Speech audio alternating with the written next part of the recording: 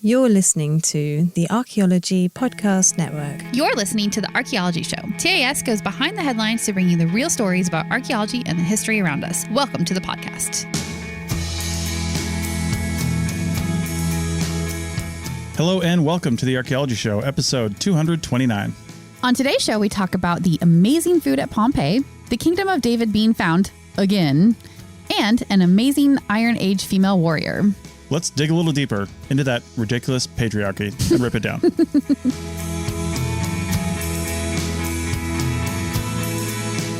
All right, welcome to the show, everybody. How's it going? Good. I feel like it's been a minute.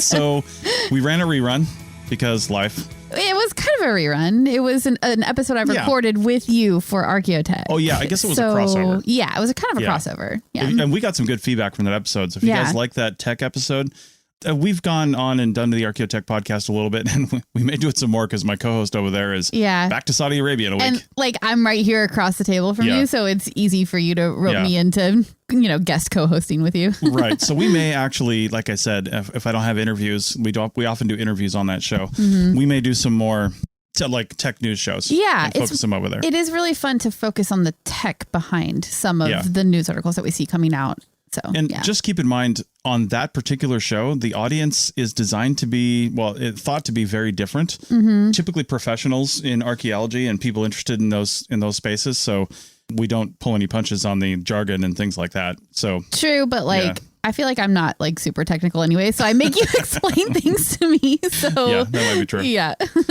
And also, we missed last week because again, just didn't have the time for it. There was a whole thing with buying a car, and it was like this whole thing that just went out the door, and it took several days, and we just lost the time. Time just slipped away, and all of a sudden it was Saturday night, and it was I guess we're not doing this. So much like us, just losing time, we ended up having to eat out at different places, similar to the people of Pompeii when they needed fast food. Sometimes you got to eat quick. It was a bustling city. It was a bustling city. I always heard that Pompeii was more like a tourist town. Yeah. There's obviously people that live there, but it was a multicultural tourist town. And one of the things before I even became an archaeologist, and I think I've mentioned this on the show before, is I took this guided tour when I was in the Navy back in 1996. We stopped in Naples, and then a bunch of us took this guided tour. And the tour guide mentioned, of course, a bunch of Navy guys, he took us to one of the brothels. There are many. Mm-hmm. And because there were so many people on their way in and out of Pompeii, they had basically frescoes, pictures up on the wall of the positions that you wanted to do because the language, people didn't speak the same language. Yeah, there were lots of languages coming in. You basically just pointed to a girl or a boy, and then you pointed to the image and you said, I want to do that. Yeah. So I mean, I guess it got the job done, right? I guess so. So that's part of the tour still to this day, I think. Yeah. When we went on the Pompeii tour, I don't know, what was that, 2015 or 16? I feel like we saw the same frescoes. So it's definitely part of their thing. And what they're trying to show is that it was not just a tourist town, but a truly multicultural port town, right? And these ships would be stopping in, for resupply or whatever. And so it was a lot of sailors and a lot of people there that probably had money to spend too, because, they were doing jobs, they were on ships. So just a guess, but I think that's why these things the fast food essentially popped up. Yeah. So what's prompting all this is an article titled "Pompeii is back in the news," or I think I put that down. Pompeii is back in the news. But Pompeii had kitchen shrines, dozens of bakeries, and a pizza fresco. Yeah. And I don't know, is this the same pizza fresco that was discussed a while back, or a different pizza fresco? It is the same one. So we'll talk about that as we go here. But yes, it is the same one. And there's some things that were wrong with that initial announcement. So anyway, it is a new excavation season in Pompeii, as you might imagine. The summer's starting to wrap up, so news is starting to break. And I know we've talked about this before, but nearly a third of Pompeii has never been excavated. So they're still going back there and excavating a season every year. And sometimes it's salvage excavation because there's looters that are trying to, sneak in there and get stuff out. But sometimes it's just regular pushing forward a science academic excavation, which is what it seems like this particular excavation was. So it's a research team that was led by Alessandro Russo, and he's working in an area that has been excavated before, but not since the 1800s. So, 100 and some odd years since it's been touched. That's around when they first started excavating Pompeii. Yeah, totally. Yeah. And I guess what happened is in the 1800s, the fronts of these houses were excavated, but they were unable to go further into the buildings, either unable or unwilling. That was a little unclear to me from the article. Right. Maybe it was too hard, too dangerous, too something back in the 1800s. But now, given the technology and the safety measures we have in place, probably they feel better about it. So they've been fully excavating these structures. Could have been from a preservation standpoint too. They didn't have the technology to keep the buildings intact as they excavated. Yeah. I mean, if they stopped themselves back then and it wasn't just like an artifact hunt, that's actually like really great. It means that the work that was done in the 1800s was probably fairly good to begin with. But it is kind of like those excavations. There's places that are untouched still because we just know we don't have the technology to properly preserve it. And it seems like that might be how they were looking at it in the 1800s. One of the numbers that is striking from this article is, well, first off, the sheer size of Pompeii. Because it says in here, I mean, I saw this number and I thought, oh, this is entirety of Pompeii that's been excavated. Yeah. It says 32,000 square feet in size is the size of the site for the dig that they're currently on. This is what they're currently reporting on. All of Pompeii. No. That's just this site. Not just this area. Yeah. 32,000 square feet. That's massive. Yeah. I mean, I think it's into the square miles that Pompeii is in size, right? It was a huge bustling port city. So it was a really big place. Yep. And in that 32,000 square feet, one of the things that they have recently discovered, and this is probably the most interesting thing, is a huge bakery. And it's a bakery that does not have a storefront. So they weren't selling bread out of this bakery, or at least they haven't found a storefront yet. And it's not in a traditional position that they would expect a storefront to be in if it is there. So it's so big that it's capable of producing 100 loaves a day. And they're thinking it was probably a wholesaler because that capacity combined with the lack of a storefront is like, well, what else were they doing? They were clearly baking bread here, but they were doing it to potentially supply the Pompeii fast food establishments that are known as Thermopolia. Am I saying that right? I might not be saying that right. Thermopolia. Yeah. And that name actually comes from archaeologists, and it's not the ancient name for them. That's just what we have started calling them as we find these things over the years. Hot drink counter. Yeah. I love it. Yeah. Thermopolia is Greek for hot drink counter. And that makes sense. Thermo. Is like hot temperature. Oh, yeah. You know Greek now, don't you? I mean, no. I mean, that's just like basic Greek and Latin, right? You can figure that. Like thermos. Keep things hot. I'm making fun of you because you're doing Duolingo. I am learning in anticipation of we're going to Greece at the end of September. So, yeah. Aftos kane toast. Oh, good job. He makes toast. Anyway. I can also say things about pink avocados in case you were wondering how Duolingo works. I know. I don't know why they would teach you that. It's so weird. So anyway, that was hot drink counter. And essentially it means fast food stand of various things. And this is where the whole pizza thing comes in, by the way. So they found a fresco during their excavations showing what looked like a pizza. And I guess the internet exploded in late June about this. I think I personally missed that, but you said you caught it or read about it, right? Yeah, there was, I thought we discussed it on here, but we may or may not have. But it was, they said it looks like a pizza just because it's a flat piece of what's more likely focaccia with some things on it. And some of those things people were saying, kind of looks like tomatoes, mozzarella, but they didn't have those back they didn't have any of that. So it definitely was not what we would traditionally call pizza. But that doesn't mean it wasn't pizza-like or a precursor to pizza, some sort of bread with stuff on it baked in an oven. I mean, who wouldn't do that? Sounds amazing. It sounds like it was more like a focaccia with this fruit and other condiments on it. Could you imagine like a date and goat cheese focaccia? Like that sounds like life, right? Listen to yourself. Like you're saying that, this doesn't sound like traditional pizza because it doesn't have mozzarella and sauce. We literally had pizza last night that had none of that on it.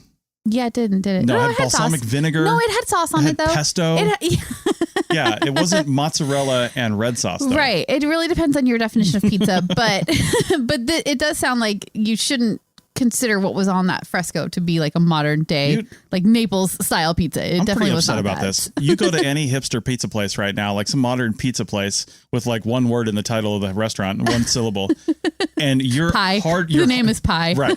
You're hard pressed to find a red sauce. Okay. Red sauce and or mozzarella to begin with. Controversial confession here.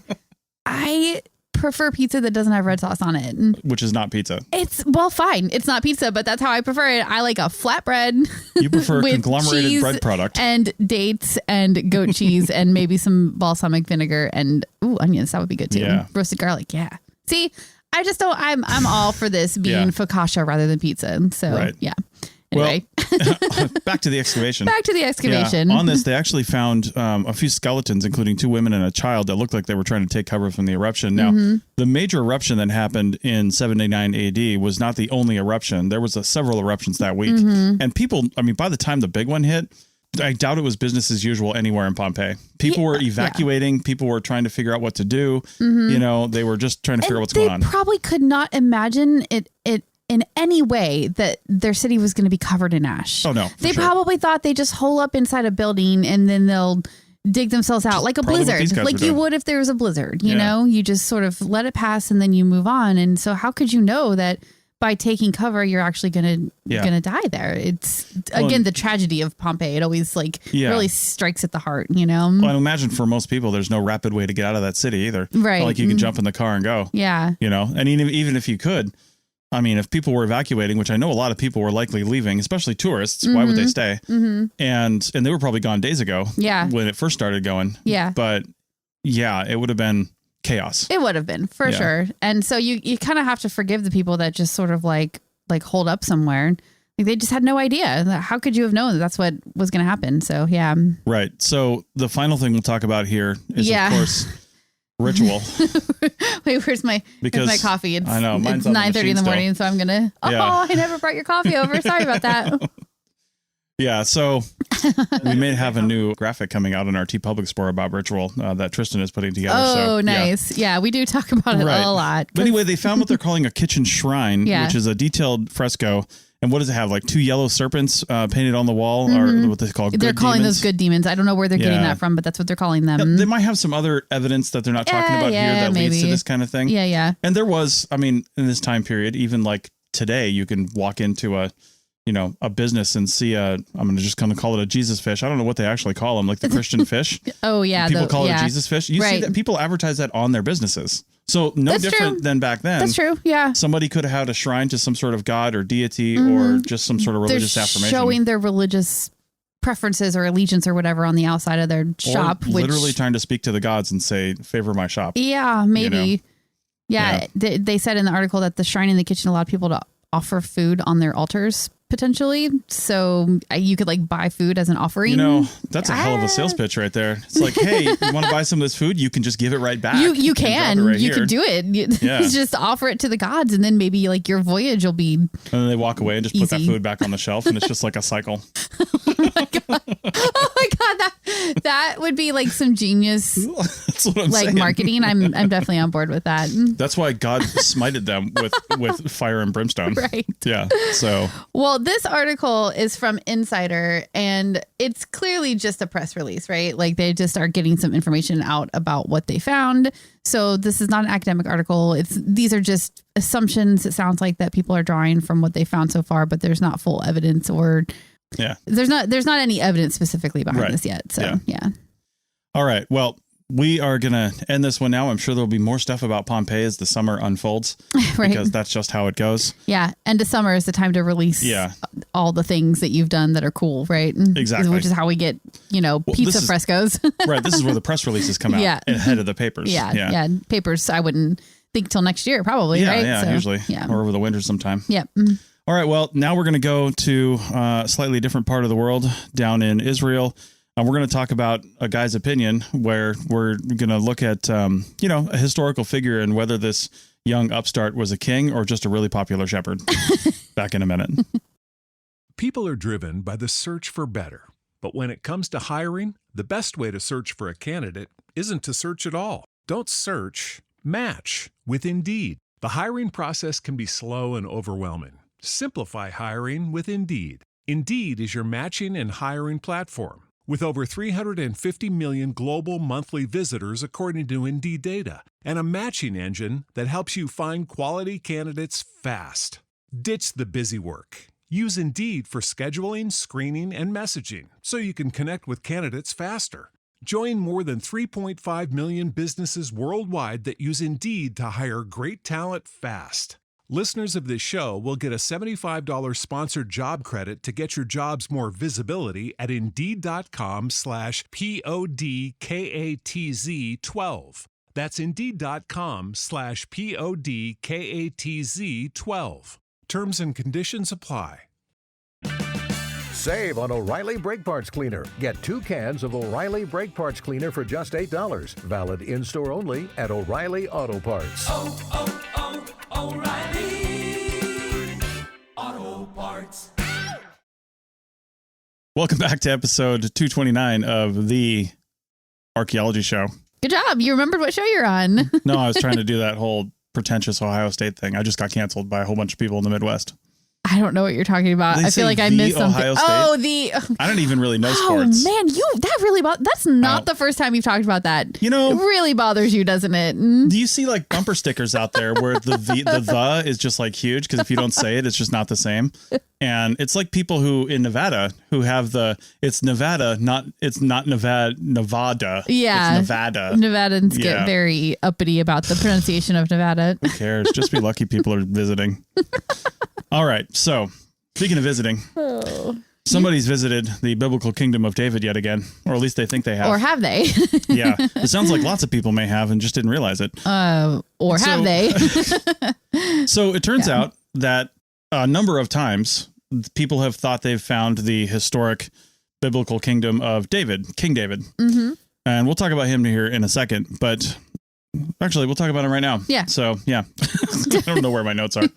We actually took a little bit of a break so I could have another business meeting prior to this segment. So I'm a little out of sorts. Anyway, in the Hebrew Bible, for those that don't know, like myself, King David was the shepherd that slayed the giant Goliath. Everybody's heard of David and Goliath. Yeah. And I was this many years old when I realized that the King David that I've heard of before is the same David of David and Goliath. It's so funny. I didn't grow up religious. Yeah. And I guess when you do grow up religious, that stuff is just like in your head and you just know it. I had no idea it was the same person. I mean, there's lots of same names in the Bible. It's a big book. True. You know? I could see why you wouldn't think they'd be connected, but in this case they are. So, yeah. David doesn't sound like an Israeli name. I'm probably going to get canceled for that one too. I'm not really sure where that's coming from. But, I think it is. It's Hebrew. Is it? I think. Yeah, like the Star of David, all of that. You know. Yeah, I hear you. But is it like a Americanization of the name? No, I don't think so. No. Okay. Anyway, the fame of doing that, according to the Bible, eventually led him to become king of the tribe of Judah and later all the tribes of Israel. Right. Because Israel was still very tribal back then, of course, as lots of places were. This is all from the Bible. Yes. This is where all this information is coming from.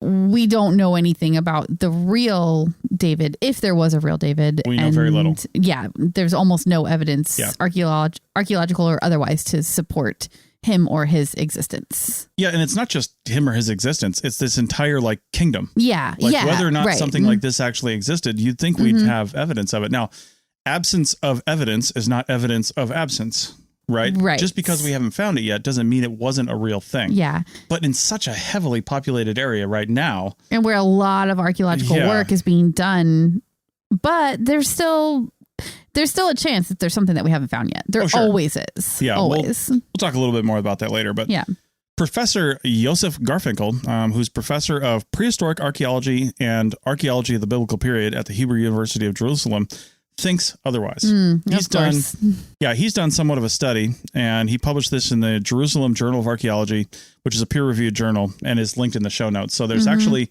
2 IFL Science articles. One is the one that we found, and they linked to another one from 2019 or something, where somebody also said they think they found the Kingdom of David, because this isn't the first time, or it won't be the last. And then also the original journal article that he published in is in the show notes. So if you want to go see all that, go check it out. It kind of seems like anytime a large-ish compound of a sort is found in this area, it's like Kingdom of David. Yeah, exactly. Yeah. And now this guy thinks that he wasn't, like some historians think, that he wasn't just the ruler over a small tribe. He gained this fame from David and Goliath, which is apparently, they're not disputing that part. I don't know why. Yeah, they're just assuming David was a person and had some influence, but it was less than people think. Okay. He wasn't a king. He was a popular shepherd. Okay. I mean, there's, he plays such a big role in the Bible. It makes sense that it was based on a real person at some point. There's some kind of truth to it. Yeah, there's nuggets of truth, throughout any sort of document like that. Yeah. Even if it's been, blown up a little bit because of religious fervor and things like that. Right. So, and because people are writing hundreds of years later, potentially. So yeah, like the word of mouth, it's like telephone, the game of telephone. Yeah. It just gets bigger as time goes by. So all of that does make sense. Yeah. Professor Garfinkel here says that he thinks a network of fortified cities around Jerusalem that date to the early 10th century BCE, and that's undisputed, represent the kingdom of Judah built by David. And that's 200 years earlier than previously thought. The timing works out to match up with kind of the Bible. Yeah. And these fortified cities, which are all near each other, but they're not like, one big city. They're all near each other. But he thinks that represents, the kingdom. The kingdom. Yeah. Because if it did, that would be pretty significant because, something like this probably didn't really exist in Jerusalem at the time unless somebody made the first big kingdom of Judah in the Jerusalem area, right? Yeah. And I'm just like, okay, so we've got these different cities or villages or whatever they might be that are near each other that have been excavated independent of each other probably. And he's sort of linking them all together and saying, this is the kingdom right here. Is that sort of what's happening? Yeah. And what he's doing is he's saying the cities all date to a similar time frame. They all have a similar design. And that is mostly encompassed by the two parallel walls outside the inner portion of the cities, apparently. They are also linked by a series of roads. Sure. So they're connected. And that implies that the people were connected as part of a kingdom or at least a big group of people. I mean, all of that sounds totally fair to me. The part where I drop off is like, but why is this the kingdom of David? Like, just because it happens to be at the same time as what the Bible said. I think so. The kingdom of David was. And it was likely the first big kingdom in this area. I mean, we're talking about the 10th century BC, 3,000 years ago.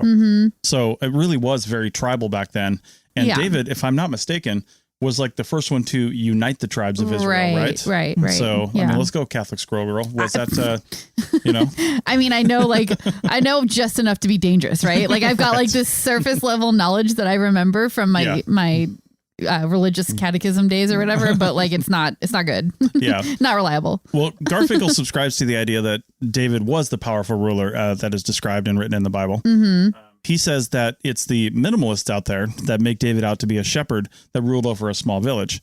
And personally, I think the minimalists, as he calls it, are just people that are going off the current evidence that we have. They're not making an assumption because the Bible says it. So they're making an assumption based on the current archaeological evidence. Yes. And ethno-historical evidence, really. Right. I mean, there's a lot of written stuff around there. There's, a lot of history there. Yeah. He says also that he's not necessarily a maximalist, but that the kingdom, which would mean David was ruler over everybody, but that the kingdom David did rule over included Jerusalem, Hebron, and a few cities around them. He says that's the urban core of his kingdom. Again, I'm not like mad about any of this. Like it all does kind of make sense, except for the David piece. Yeah. It's like, why him? And you don't have any evidence of him specifically. You're just sort of circumstantially saying, well, these are all around the same time. Yeah. And also the Bible says there was a ruler around the same time who brought them together. So therefore David, kingdom of David, that's where it sort of falls apart for me a little bit, but. Yeah. And I mean, anytime we've found, evidence of a ruling class or anything in any part of the world, you often find stuff that is branded with the ruler, whether it's some sort of coinage or, frescoes and carvings on walls. And I mean, if we have evidence of these cities, I don't know what's left, but if we have any of these, then there would be something. You would think. To link them all together like that. Yeah, I mean, but again, absence doesn't mean it's not there. It just means that we haven't found it yet. So maybe it is there to be found. Yeah, so if we've excavated these like 5 cities. Yeah. I mean, come on. And also with archaeology, it's really, really hard to get super specific dates. So they're saying that these 5 places are overlapping, but like, what's the overlap? Are we talking 200 to 500 years? Because that's not one ruler, that's many rulers over that broad period of time. Now, if you have a 20-year overlap where they are all growing up and getting bigger at the same time, then that does represent one ruler. Yeah. So I would be interested to see how that evidence supports what he's saying as well. Yeah, he says specifically that he's not trying to prove the Bible real. That's like not his goal. Sure, he's not. but and historically accurate. Yeah. But his detractors say that's exactly what he's doing. Mm-hmm. He's starting from a premise of all this is real. Yeah. And I'm going to prove it now. I real. need to prove it, which is so dangerous in the world of science, right? Like you can't go into it like that. You can have a hypothesis. You should have a hypothesis, but you shouldn't be trying to prove it because then you're just skewing your own data, right? And you're trying to shoehorn data into this idea that you had rather than looking at what it actually is telling you. It's super dangerous. Yeah. The researchers think he's making too many generalizations. Other scholars in this area. Yep. Details don't line up. Probably exactly like I said about the whole dates of these different cities and stuff like that. Like it's got to be pretty exact to be one kingdom, right? Well, and like you said, the whole game of telephone thing, when this was written down, he said in the article here, they've likened it to like they call the fisherman's tale. You know, your standard. Every time you tell it, the fish gets bigger and bigger. They say just like that, the kingdom of David was probably a small ruling area. That's likely true, but that it's just been blown out of proportion into this like huge thing. Yeah. So, and I would say if we're just talking about generalizations and what ifs here, if David really was an influential, powerful leader in his local area, there's nothing saying that maybe a couple of tribes or nearby tribes wouldn't have combined forces and, come under one rule, right? Sure, I mean, that definitely happens all the time. Yep. So, but the other thing you can't ignore is that if you've got 5 distinct cities that are separate from each other or villages, it's entirely possible that they built roads to connect each other, but they weren't united under one ruler. Maybe they had 5 separate rulers who just got along really well and created this interconnecting, thing, but they weren't necessarily under one ruler together. That definitely did happen. So, I mean, it's not the first time or will be the last time that somebody says they found the kingdom of David. Right, but I will say, archaeologically speaking, the only way we're going to definitely be able to put a nail in this coffin, so to speak. Is that a little too? Anyway, I didn't do that on purpose. Anyway, the only way we're going to be able to put this thing to bed is if we find something that says David on it. It's got to say David. I mean, honestly, it does. With other archaeological sites, we don't have to see like a word like, made in Pompeii, right? But for this, we kind of do. Yeah. If you're saying it's a person, you have to have the actual proof. Yeah. And like you said, there are plenty of other examples of cities from this area and elsewhere that have the name of the ruler or an image that represents that ruler. And that's the kind of thing we need. Until we get that, it's just like circumstantial, right? There's no scientific proof here. It's just conjecture until you have that. Yeah.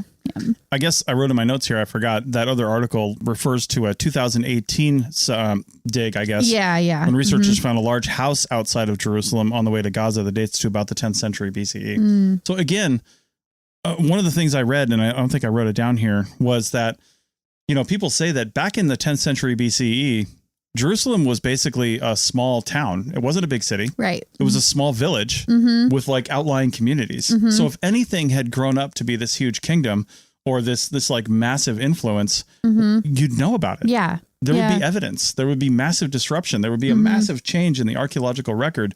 I mean, it would have taken, decades for David to gain this influence, build up a kingdom, and then start building stuff, right? Yeah. That would have taken decades, but for sure there would be evidence of it now. Yeah. And I mean, these 5 cities are the evidence that this Professor Garfunkel says does exist.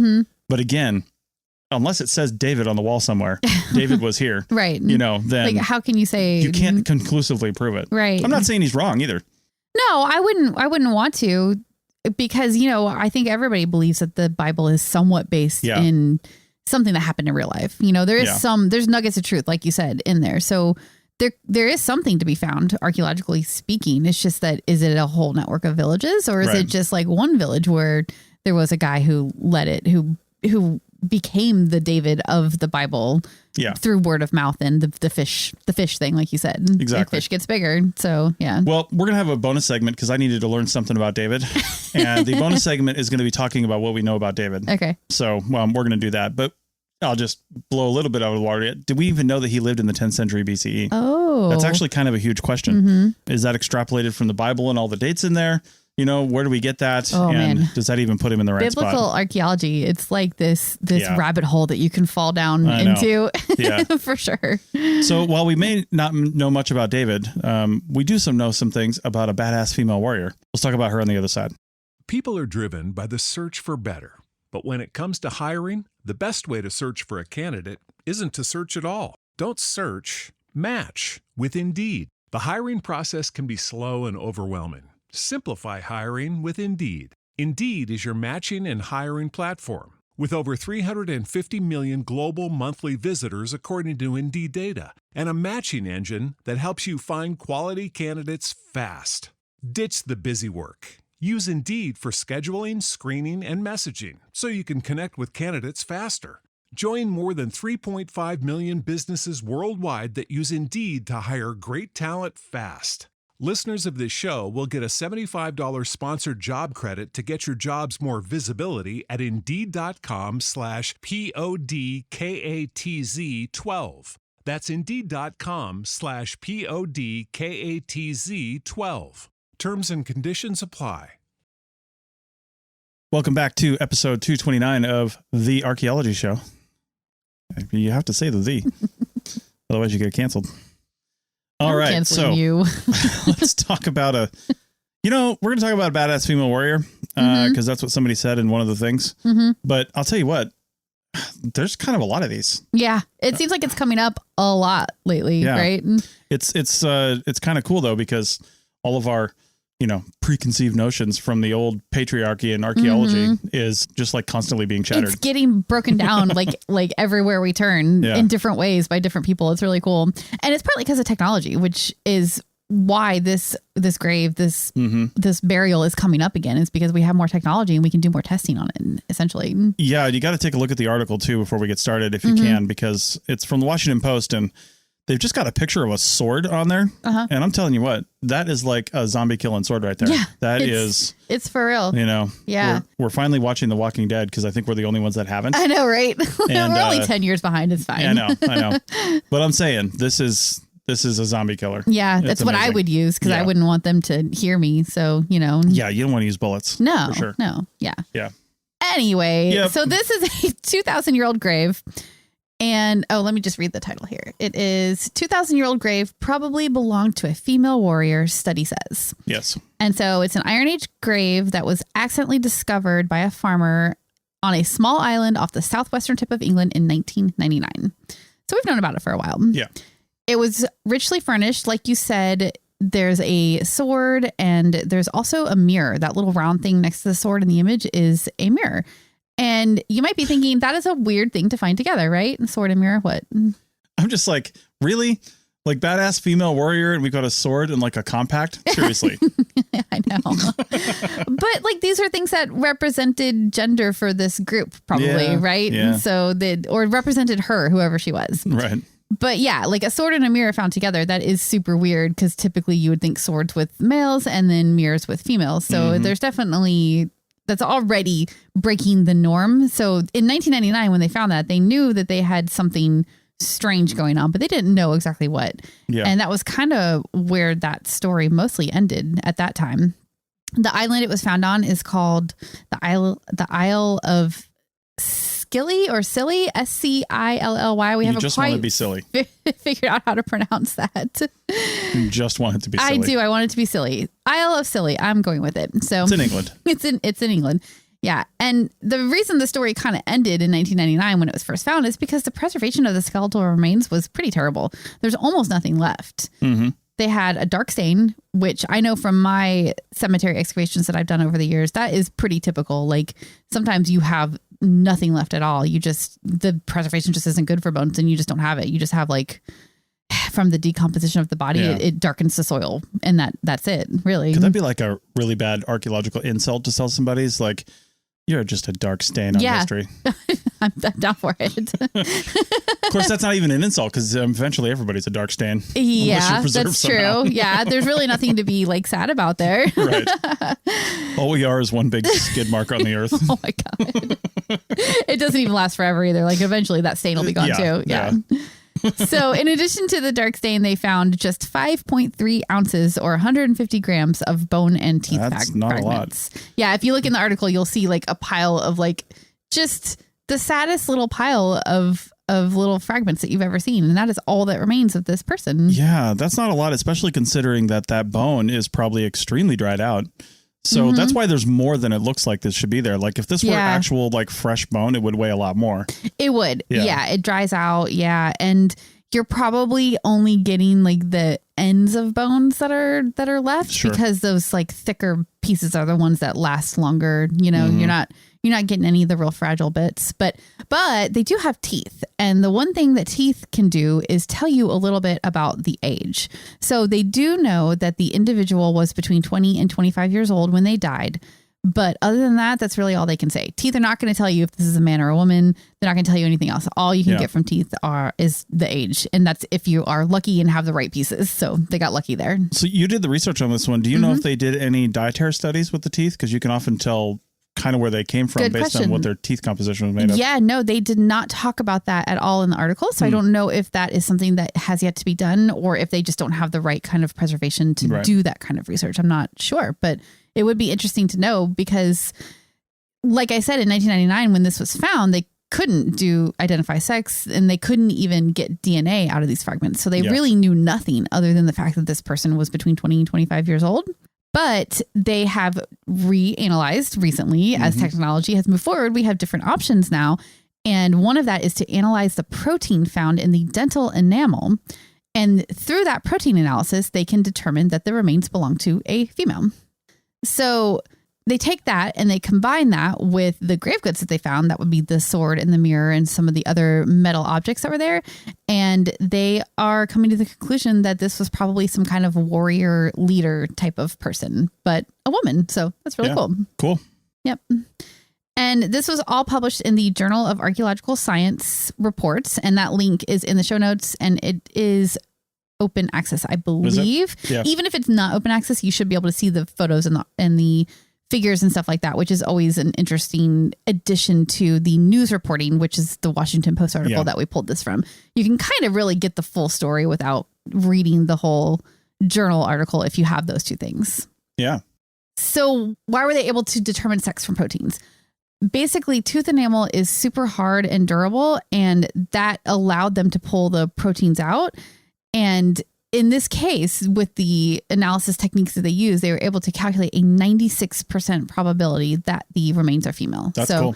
That is pretty sure there. This is the first, at least that I can remember, that I've heard of that you can actually sex based on proteins pulled out of tooth enamel. Yeah. I didn't know that. Yeah, you can. And it has to do, I don't want to go into that science too much because they didn't cover it in this article and I did not research it separately, but it is the protein. Oh man.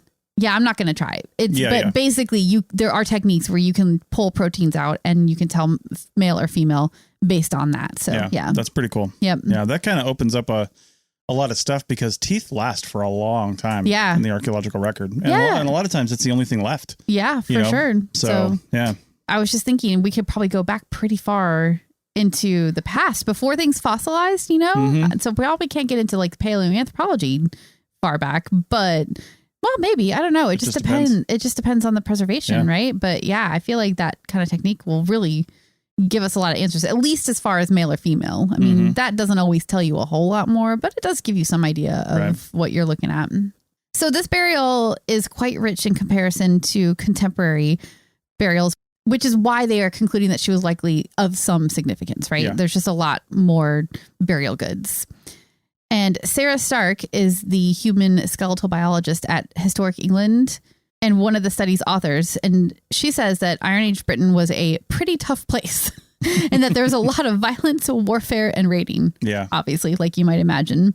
And other burials from the area show that women definitely participated in the violence and warfare, but they weren't usually buried with grave goods of this caliber. So that's why this is just adding to this picture that women not only participated in the activities, but they might have been leading, commanding, had a more significant role than just either being the victims of this kind of violence and raiding but like actually doing it and participating in it. So, well, like I said in the beginning, this is constantly adjusting our idea of gender roles and gender specific tasks and things that people did. It's not black and white. No, it definitely isn't. Just like it isn't today. Yeah. And it hasn't been for a long time. I mean, if you look in the historical record, what you're looking at is, a lot of times history that's written, painted, and discussed by men.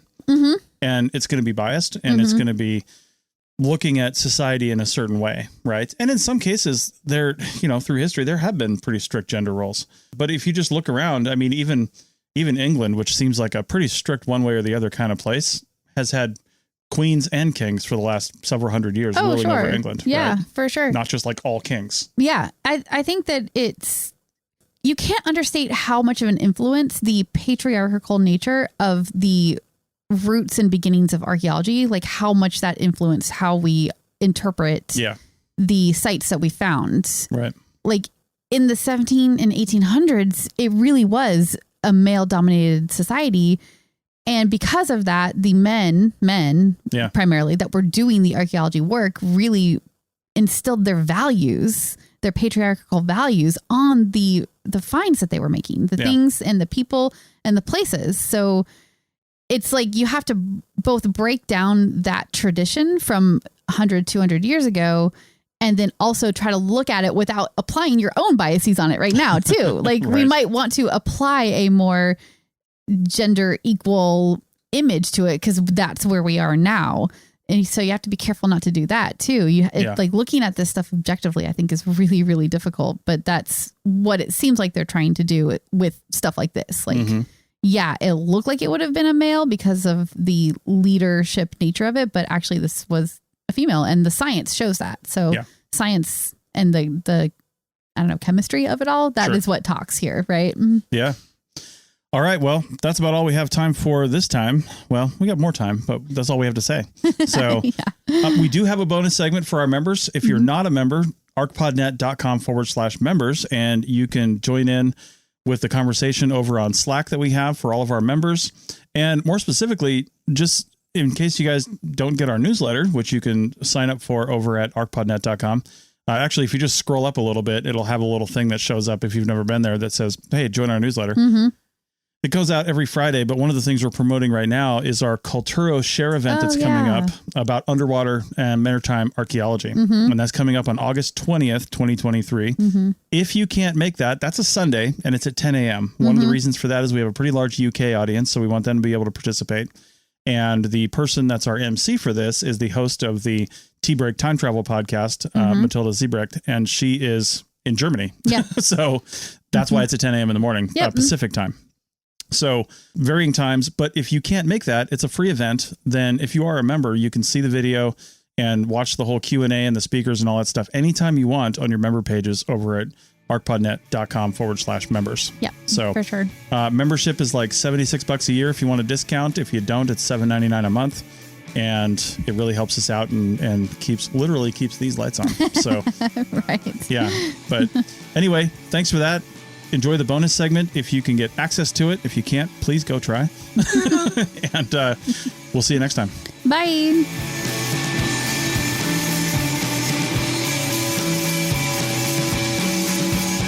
Thanks for listening to The Archaeology Show. Feel free to comment and view the show notes on the website at www.arcpodnet.com. Find us on Facebook, Instagram, and Twitter at ArcPodNet.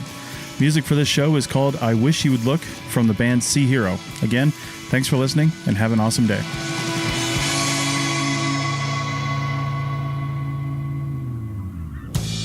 This episode was produced by Chris Webster from his RV traveling the United States, Tristan Boyle in Scotland, DigTech LLC, Culturo Media, and the Archaeology Podcast Network, and was edited by Chris Webster. This has been a presentation of the Archaeology Podcast Network. Visit us on the web for show notes and other podcasts at www.arcpodnet.com. Contact us at chris@archaeologypodcastnetwork.com.